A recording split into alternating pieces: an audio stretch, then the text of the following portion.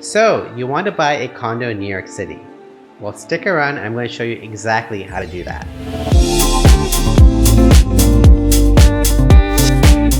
Did you know that owning a home costs less than renting a home over time? Not to mention the tax write-offs, the appreciation growth, and wealth building opportunities. Overall, the New York City real estate market tends to be steady. We don't see these wild swings that we see in the rest of the country, and over time, the general trend continues to go up. So New York City is a very stable market for investing. Condos only make up 9% of homes in New York City.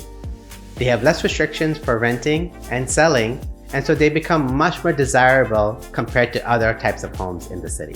Today, homes in New York City have a median price of $1 million. That's why it's incredibly important to understand how to buy a home properly. So now that we know why you want to buy a home in New York City, let's show you how to buy a home in New York City. Let's start from the very beginning. Step 1, figure out your budget. Are you buying in all cash, or will you require bank financing?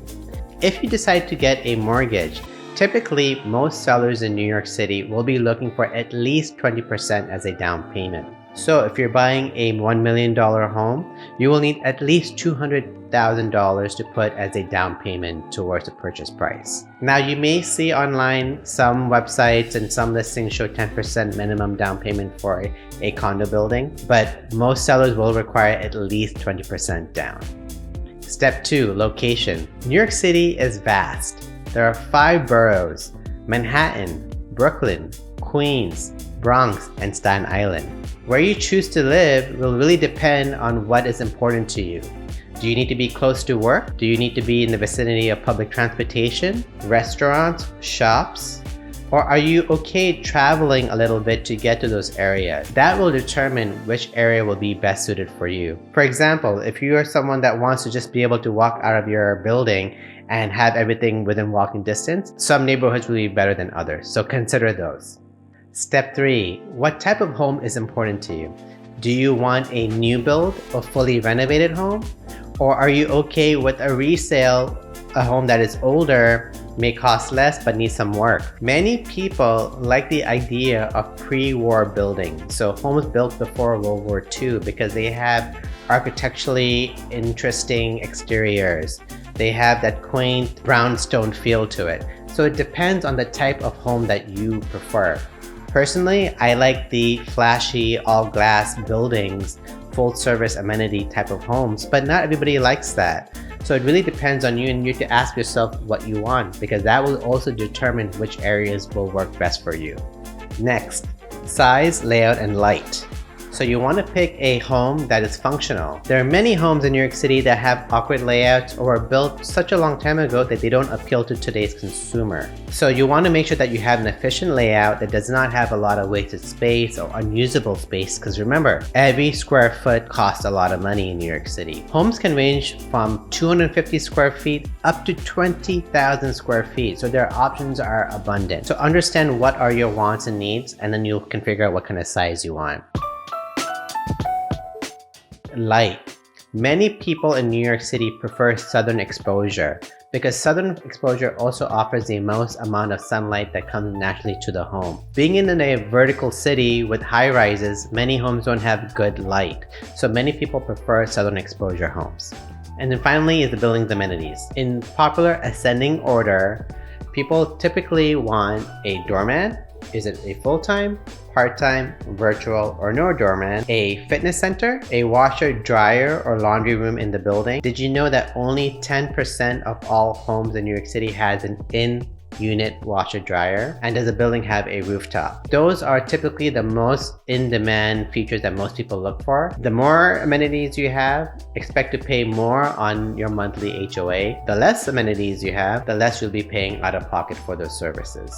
And talking about carrying costs, we want to focus on keeping those as low as possible. The 2 largest expenses will be your monthly real estate taxes and your monthly HOA dues, which is your homeowners association. In New York City, for condominiums, they're referred to as common charges. As a benchmark, you want to keep that combined carrying cost to about $2.50 per square foot to $3 per square foot as your baseline. Anything above that, considered to be an expensive home. Anything below that, considered to be a highly cost-effective, well-maintained home. So for an example, if your house is 1,000 square feet, you want to keep that baseline at $2,500 per month to $3,000 per month as your monthly expenses. Now that we know what you're looking for, let's get started with the process. To start with, you're going to start your search online. I recommend StreetEasy.com. It is the best source of finding listings locally in New York City. Even though owned by Zillow, StreetEasy.com has better information and listings than Zillow does itself. Next, you'll want to hire a buyer's agent to look out for your best needs. Look guys, you're going to spend over $1 million or more on a home, probably one of the biggest purchases of your life. Shouldn't you have someone locally here that knows the local market to help walk you through the complex process of buying in New York City? Shameless plug, so check out my team, Team Undivided. We are a local New York City real estate team that pride ourselves in walking our clients from start to finish to find the dream home at the best price. So once you've found a few properties you want to take a look at, we will start scheduling appointments to go looking at them in person at open houses, or if you have a buyer's agent, they will schedule them for you and you'll go out and view them with your agent.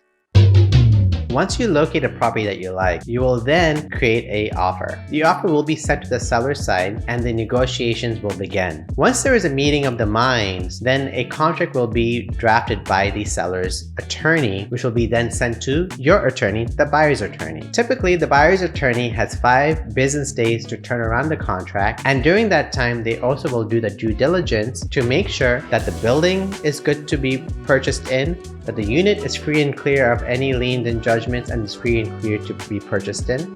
If everything looks good, you sign it with a 10% deposit and sign the contract, and it's sent to the seller's side. If everything looks good, they will then countersign and then you'll be fully executed. Once you're fully executed and in contract, you will then want to begin the financing process if you're going to be getting a mortgage. This typically takes the longest, can take anywhere between 60 to 90 days to close from here on out. So you want to submit all the paperwork to your bank as soon as possible and schedule the appraisal as soon as possible. Once your bank gives you the green light that you can close, they will issue you what's called a commitment letter. This letter is what you're going to be including in a board package. The board package is a set of documents that you're going to be completing to submit to the building's board. The board has to issue a right of first refusal, basically saying that we will allow you, the buyer, to purchase this property. Once they issue that waiver of right of first refusal, you will take that waiver and give it to your attorney so they can actually begin the closing process. The typical time frame between the time the board issues the waiver till the closing spans between 1 to 2 weeks out. Once that is scheduled and the closing is scheduled, 24 hours before the closing, you will do a final walkthrough with your agent. The purpose of the walkthrough is to make sure that all the appliances are working, all the electricals are working, and also you want to check the faucets and make sure that the plumbing is working. If you're buying a new construction, new development, you will be able to mark every single scratch on the walls, any imperfections, make sure everything is perfect. If you're buying a resale property, you're buying in as-is condition. So the seller is not required to paint the walls, fix up any patches, but they will make sure that everything is in working condition. Once everything is good at the final walkthrough, then you will go to the closing. At the closing, we'll bring the remainder of funds for your down payment, and the bank will fund the balance of it. You'll sign a bunch of paperwork, and once everything is exchanged, you will actually get the keys to your house and you can move in immediately. So there you have it, from start to finish. Buying in New York City is unlike buying anywhere else in the country and the world. If you're thinking about buying in New York City, you may want to consider downloading my Ultimate Buyer's Guide from the link below. Did you find any of the steps confusing, or were there anything else I may have missed out? Well, let me know in the comments below. I hope you've enjoyed this video, and I look forward to seeing you next time.